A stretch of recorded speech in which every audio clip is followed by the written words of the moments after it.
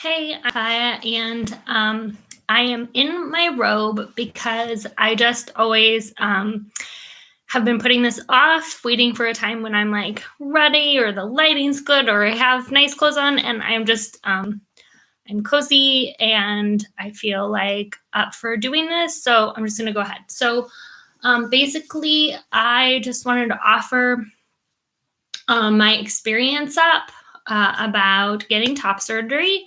I identify as non binary, which means something different for each and every person. For me, it just means that I have never felt quite right with any of the labels. And so I feel like I really, I'm just something outside of the labels, outside of the boxes. And for me, queer is a word that feels really good, just sort of in every sense. Like I feel like even outside of gender and sexuality, like my spirituality, I feel like is pretty queer, like just sort of how I relate with the world and humans and everything. But for the purposes of my gender, right now, non-binary is a word that some people understand and that like kind of works in like a legal medical sense for me. So, a little bit of background on how I got to where I am today. So, I never had really thought about gender until my kiddo had expressed some feelings about gender that were just not as I had expected.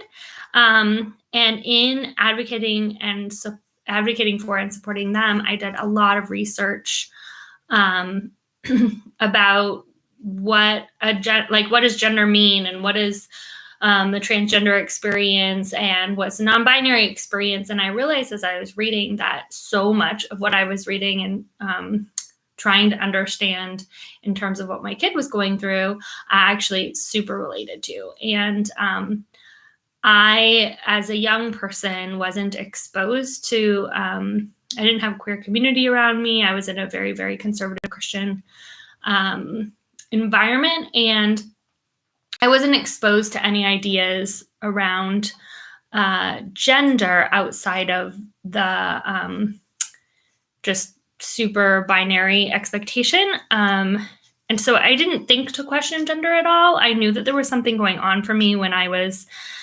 an adolescent, and I have one aunt who identifies as a lesbian, and I wasn't allowed to interact with her when I was little, but I kind of had that framework. So I kind of put myself in that category and thought, well, maybe that's what I'm feeling. And as I got older, I tried to identify as lesbian, but it never really felt right. And I would always say that I was gay. And I almost never said that I was lesbian. And I always wondered why I didn't really have any lesbian friends or click very well with other people who identified as lesbian. I didn't feel comfortable in the like lesbian community. I was given a lot of flack actually for my gender presentation in that period of time by lesbians, that I was too feminine. And like, I loved when the movie But I'm a Cheerleader came out because I was a cheerleader and I loved being a cheerleader. And I've always been like super expressive and, you know, because I was perceived as a woman, I was told that that was like, that I had sort of a Valley Girl type of a presentation, or that I was a ditzy or airheadish. And I think that if I had been perceived as a man, they probably would have called me more like flamboyant. So I think it's interesting how the perception of one's starting place in terms of gender influences how people perceive you. But all that to say, I didn't feel connected to the lesbian community, and I felt like specifically rejected by the lesbian community. And I played around at different stages in my life with more masculine clothing and presentation. I like having short hair. I've always liked having short hair. Well, not always, since I was out. That was sort of like a way that I felt like I could claim space as a queer person, was by having short hair. And I just like how it feels. So yeah, I played around with more masculine clothing, and didn't always feel comfortable in it. I like a lot of colors, and I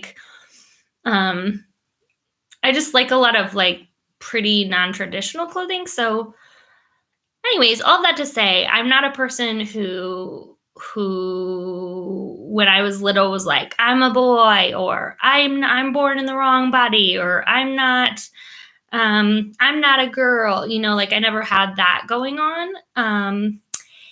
And the thing that I realized when I was reading stuff when my kiddo was little was that a lot of the experiences that people have around puberty for people who are non-binary or even binary transgender were like super resonant to me. And I remember things that I had sort of just pushed from memory or not thought significant before. One of which was that when I first got my period, I was convinced that I have an older sister, and I was convinced that it was her period blood that was on my pants because they were hand-me-downs from her. And so I remember I like took them off to get changed at PE, and there was blood on them. And I was like, oh, disgusting. Like, she bled on these pants. Clearly I would have seen it that morning when I put them on, but that was what my brain did. And I was like, it's so disturbing. And then another memory I have is that my mom brought like my sister's old bras into me at one point to say like, hey, you should start wearing bras. And I was like a super rule following, like never even sassy at all, like definitely never raised my voice, definitely never threw anything, definitely never had any freak out like in an angry way. And I threw those bras at my mom and like freaked out and was like, I'm not wearing them. I was like so disgusted. So it was like the same feeling of disgust, both with the period and with the bras. And I was like disturbed. So that was a memory that came up as I was starting to go back through things. And then another one was that my mom and I had an argument, which again, I never argued anything. I always just did exactly what I was told. We had an argument about shaving. She wanted me to shave my armpits and my legs, and I was adamant that I would not. And she eventually like said I didn't have to shave my legs, but that I had to shave my armpits because it was like a sanitary issue. And I wish that I had the wherewithal to be like, Dad doesn't shave his armpits, and it's obviously not a sanitary issue with him. But either way, so I like won that I got to not shave my legs, but then I had to shave my armpits, and like that was always really troubling to me. Like I hated shaving my armpits, hated shaving in general. I just hated shaving. Another thing that like I haven't actually said out loud before, but I'm now thinking of related to shaving is that like my mom wanted me to bleach my like mustache hair, my upper lip hair. And that always really bothered me. And like I knew that people waxed their upper lips, and like I refused to. And like I remember like it was like a noticeable thing that I had like upper lip hair as a woman, and like wow, but yeah, so that like bothered me. I never wanted to remove my hair in the way that people wanted me to. And then my boobs was like a major piece for me. I very inappropriately, and I regret saying it now, but I very inappropriately would say once I started developing breasts that I wish I could have breast cancer so that I could get a mastectomy. I had never heard of top surgery, so that was my only frame of reference. And I just wanted that desperately. I hated when I started getting boobs, and actually it was interesting because maybe subconsciously, but I was really anorexic in high school. And so right after I got my first period, I noticed that I started like developing breasts and hips, and I really hated it. And so I don't think I knew that you could stop your period or development by starving yourself, but that's what I did. And I stopped my period until I was about 19 and I was in college and I had started eating again and my period came back and like it was very, very sudden and shocking. Like I remember it so clearly. I rode my bike to class. I was wearing overalls and I had like my little itty bitty tiny bra on because I had no boobs. And I felt it like during the lecture, like my boobs like exploded and I had to go to the bathroom and take off my bra because it was like cutting off my circulation. It was that fast. It was really super bizarre. But anyways, so I hated having them. I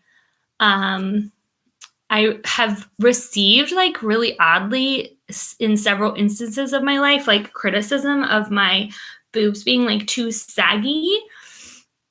I dated this guy very briefly for like a week and a half and he made a comment that like I should get a better bra because my mom's boobs like looked better than mine, which is like, what?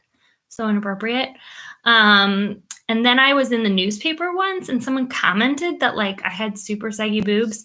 So I feel like get the heck away from me about people and their comments about breasts. Like I've always hated it. I have always felt like it's very uncomfortable to like run or exercise. I have pain like every month with a lot of like nipple tenderness. I don't like I love sleeping on my stomach, but I feel like my boobs like hurt every time. They like get pinched in weird ways. I hate wearing bras. I hate anything tight. I hate like waistbands, everything. So having to wear a bra is like super uncomfortable, but like socially so unacceptable to not wear a bra. And like, oh, like I always feel like I couldn't go to work without wearing like a good bra. And like, so all of that to say, at some point, like not last summer, but the summer before, I think that's right. I started to go see a specific like LGBT therapist to talk about gender stuff. And my therapist is a trans man. So I thought that would be helpful. And we just started going through stuff. And simultaneously, I did a really interesting thing, which was I was a part of a research project for a university in the UK that was doing a study on non-binary people and how they relate to their bodies. And so it was super cool because the researcher would email me questions. Well, I had to do a month journal, everyday journal of how I felt about my body and how it related to my gender. And then after that, I had to do an email interview with the researcher, which if you ever have the chance to do this with someone that you don't know, it was so profoundly powerful, so much better than like talking to an actual therapist who you can see, because the researcher, like, I know I'll never meet them probably. They didn't have even a face, it was just an email to this stranger.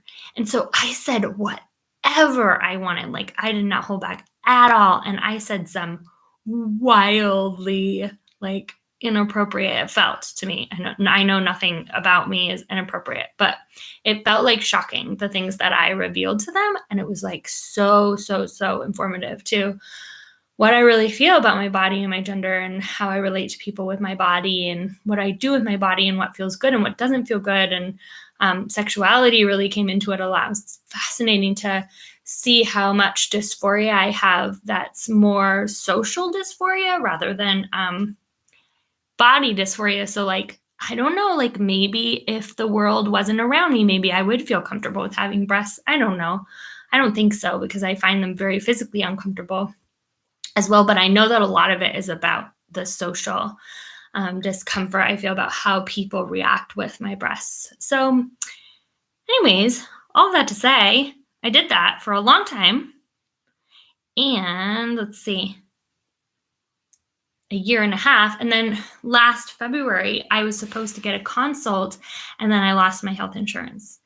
And so I canceled the consult, and I just sort of was like, coronavirus was starting, the whole world was unraveling, and I was like, maybe it's just not the time. And I was having a lot of self-doubt and feeling like, is this like a really selfish, inappropriate thing to do? And like, why am I like bringing harm on myself if there's nothing wrong with me, and blah, blah, blah, blah. And I still sometimes have those fears, less so. But anyways, I just, without the health insurance, I knew I couldn't do it. So couple months went by.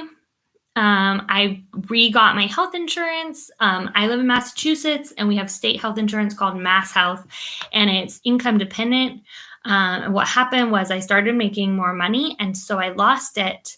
But then they changed the guidelines because of COVID, and so they gave it to me again. And I still feel like a little nervous about it, but they have my documentation of my income, so I'm not like cheating them. But I'm getting it right now for completely free. And so I got my insurance back. And so I was like, all right, let me see about this. So my therapist is like, he's not even a counselor. I mean, he's not even an official anything. He's not like a PhD or a LSC, SW, whatever.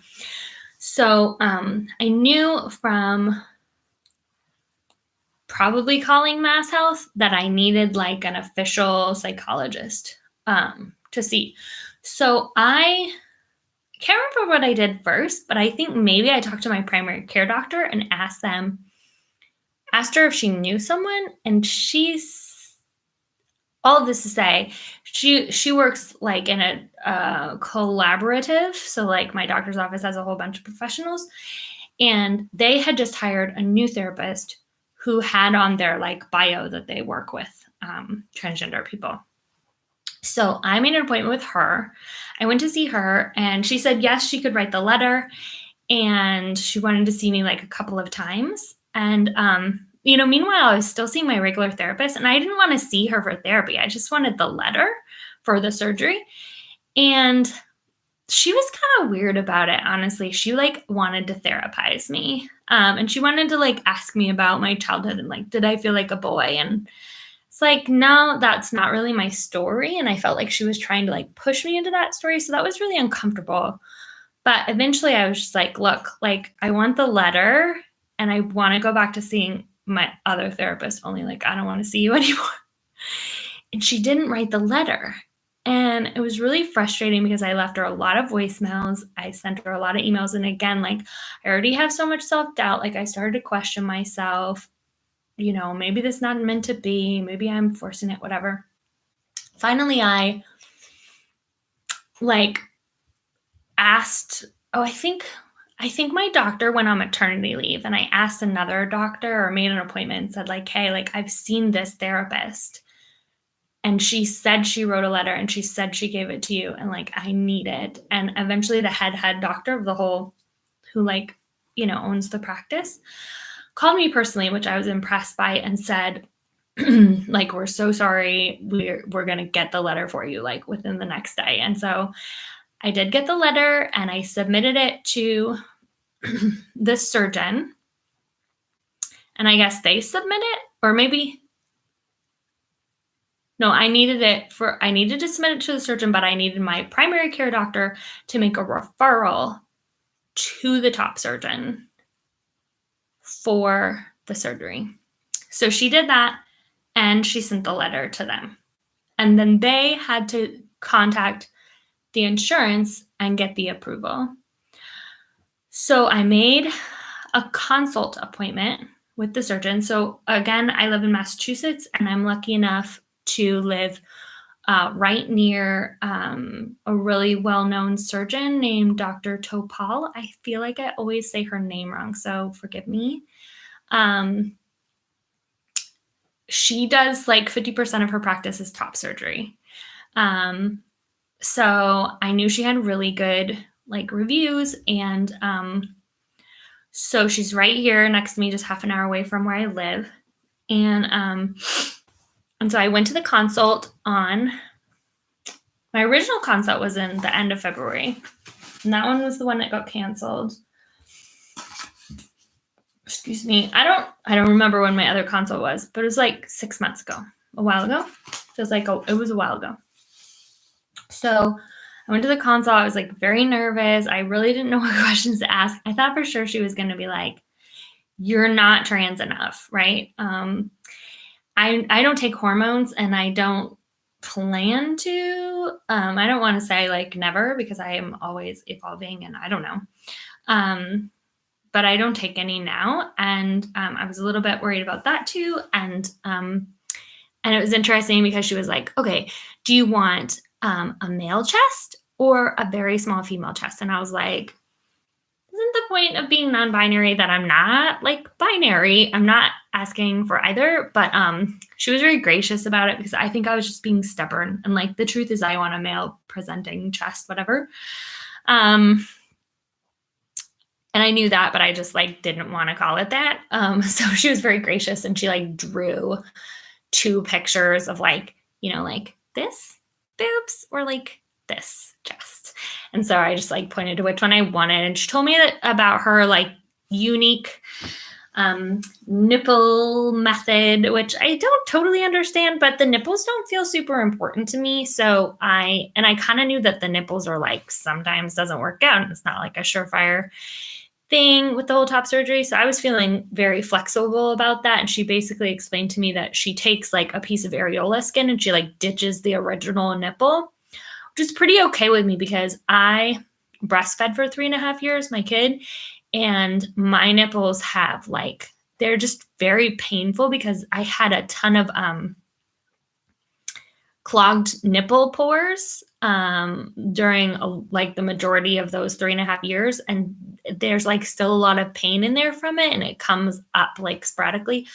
So I'm okay with saying thank you very much for your service to my baby, and goodbye to my nipples. So she takes areola tissue and like pinches it to create a small nipple. So I think it's going to be like a super tiny nipple, which will be really fascinating, because right now I have really big nipples. So anyways, I'm cool with that. And then we also had a conversation about, like, I have a lot of hair around my areola, and that's another funny piece about me and hair. Like, I always really loved that hair. Like, I never wanted, I removed it for a while, because I thought like I was supposed to, and it was like disgusting and disturbing, but I didn't want to remove it. I really actually like how it looks. And so I was asking her, like, when you remove like all these different pieces, like, is the hair not going to be there anymore? And she was like, you have a very unusual hair pattern, which I don't think that doctors should ever say things like that. Like, I remember when I went to try to get pregnant the first time, the doctor was like, you have a lot of hair on your stomach and your nipples, and like, have you had your hormones checked? Like, there was like something off about me for having that much hair. Anyways, point being, doctor said that hair will not be in the same place anymore, and it's not going to like automatically grow around the new like fake nipple. So I might have like odd hair in random places. But I decided, whatever, that's fine. I'm a little bit sad because I like that hair, but that's cool. What else? I was really nervous that she was going to say I was too fat for top surgery. I have heard a lot of people on forums and stuff like not be able to get top surgery because of their weight, which I think is very discriminatory and not okay. And I was nervous about that. But that did not come up. And I know that I have a lot of, what do they call it? Body dysmorphia, related to my eating disorder history and yada, yada. So I'm not really sure if I am considered, like, I have asked my doctor before, like, am I considered overweight? And she has said no, but I don't feel 100% about any of that. Point being, that was not a reason that was given. Anyways, I'm getting the surgery. It wasn't a problem. What else? I think that's everything she went over. It went kind of fast. Like, she talked to me for a little while. She asked me how long I felt this way. She asked me if I had my letter. She asked me if I was taking hormones. She asked me what I wanted them to look like. She explained the nipple thing to me and explained some of the side effects. Then I had to take off my shirt, and she took a picture of my breasts from the side, from the front. That part was, of course, awkward. And then I went to the scheduling person, and she said it was like all 100% cleared with Mass Health, like no co-pays, no nothing, which feels like, what? Amazing. I feel extremely privileged. Thank you, Massachusetts. And they scheduled it for February 16th. So, sorry, I'm burping a lot because I'm drinking sparkling water. So it is about a week and a half away. Today's the 30th. No, 2.5 weeks away. It's on the 16th. 2 weeks away. 2 weeks and a little bit. So, okay.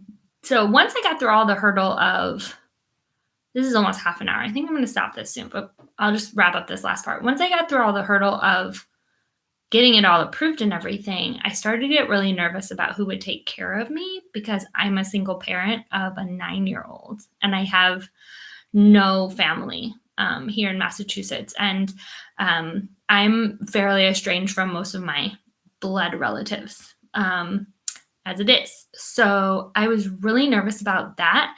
And I feel like that's a part that people don't really talk about, is that a lot of people who are queer or trans who want to get some type of gender affirming surgery, because of who they are, might not have a lot of support to take care of them after surgery. And I remember hearing about this really cool organization that supported people in recovery from gender affirming surgery. Like, you could go stay there. It was like kind of like a group home for people in surgery recovery. And I think that's so rad and beautiful, because I have patched together support and care, but part of it is I'm paying somebody to be with me.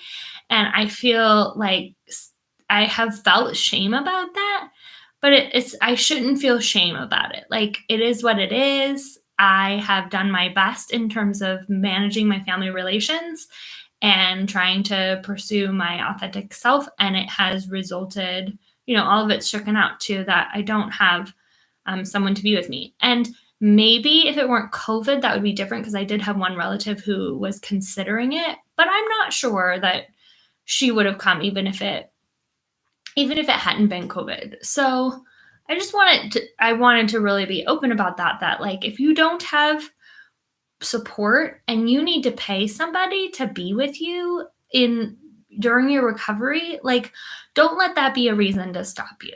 Because I don't think there's anything wrong with me that I don't have someone who would come and stay with me.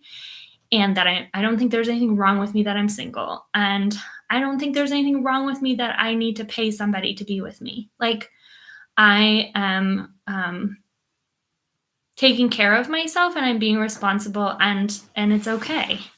So don't let that hold you back. And like, I just wanted to like make sure that people heard that, because, there was the main question I've been asked is like, oh, are you going to have someone to take care of you? Like, the doctors asked that, my friends have asked that, and I always have like felt tempted to be like, no, I'm a poor, single, like no extended family person. And that's okay. I can take care of myself by getting help in creative ways. And I'm doing that. So anyways, that is some of the background on my top surgery. And the next video I'm going to do will be about like all the things that I've heard that are helpful to prepare for it and what I've bought for it. And about what like aftercare support I've set up. And then hopefully I'll continue to document and show my progress. Okay, take care, everybody.